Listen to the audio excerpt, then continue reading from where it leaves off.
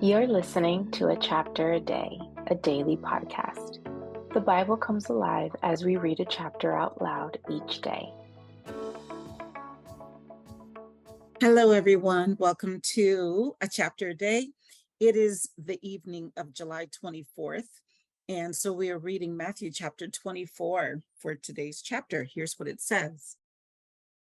Jesus left the temple and was walking away when his disciples came up to him to call his attention to its buildings.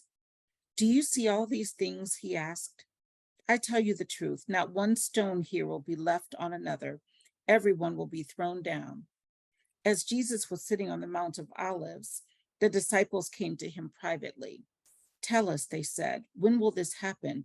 And what will be the sign of your coming and of the end of the age?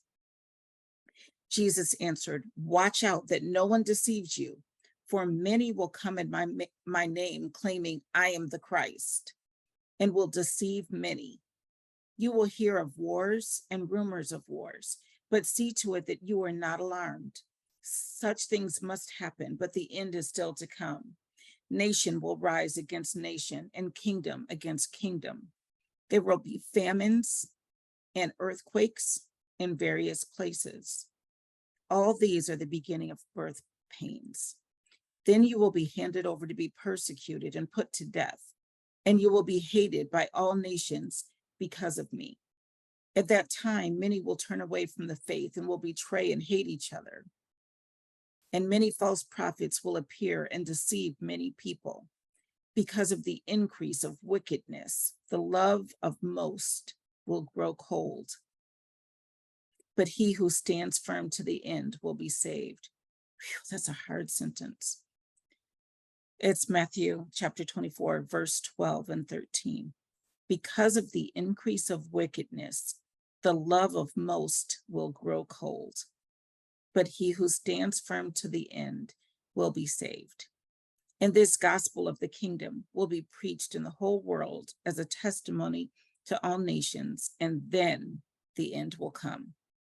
So when you see standing in the holy place, the abomination that causes desolation, which is mentioned in Daniel chapter 9, 27, 11:31, and 12:11.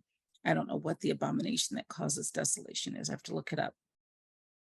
So when you see standing in the holy place, the abomination that causes desolation, spoken of through the prophet Daniel, let the reader understand. Then let those who are in Judea flee to the mountains.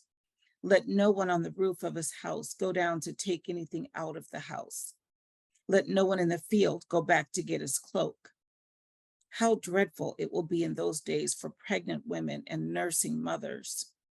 Pray that your flight will not take place in winter or on the Sabbath, for then there will be great distress, unequaled from the beginning of the world until now, and never to be equaled again. If those days had not been cut short, no one would survive. But for the sake of the elect, those days will be shortened. At that time, if anyone says to you, look, here is the Christ, or there he is, do not believe it. For false Christs and false prophets will appear and perform great signs and miracles to deceive even the elect, if that were possible. See, I have told you ahead of time. So if anyone tells you, there he is out in the desert, do not go out. Or here he is in the inner rooms, do not believe it.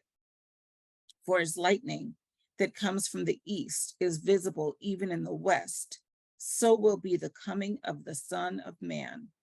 Wherever there is a carcass, there the vultures will gather. Immediately after the distress of those days, the sun will be darkened, and the moon will not give its light. The stars will fall from the sky, and the heavenly bodies will be shaken. They talk about that in Isaiah 13:10 and 34:4. At that time, the sign of the Son of Man will appear in the sky, and all the nations of the earth will mourn. They will see the Son of Man coming on the clouds of the sky with power and great glory. And he will send his angels with a loud trumpet call, and they will gather his elect from the four winds, from one end of the heavens to the other. Now learn this lesson from the fig tree.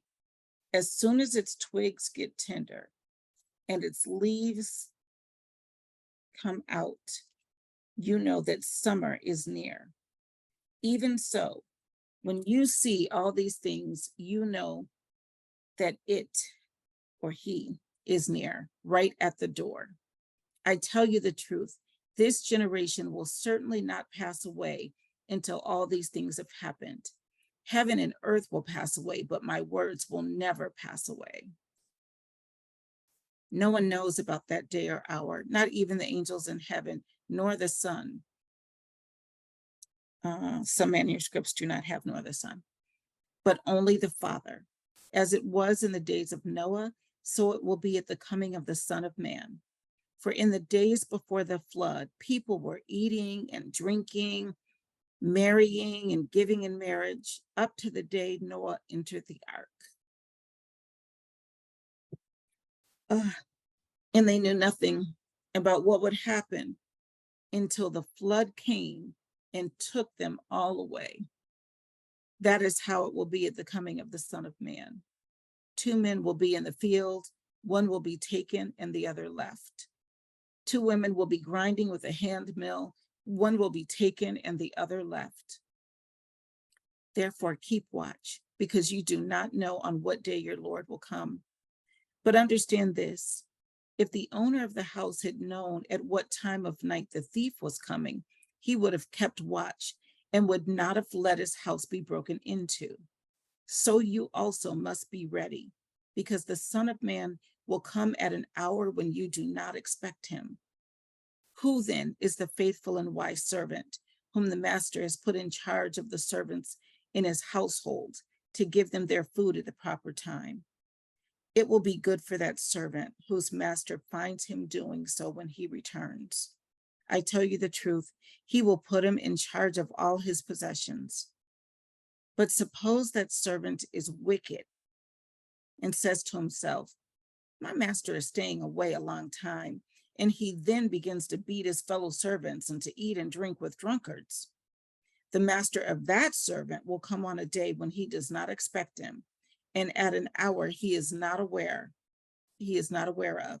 He will cut him to pieces and assign him a place with the hypocrites, where there will be weeping and gnashing of teeth.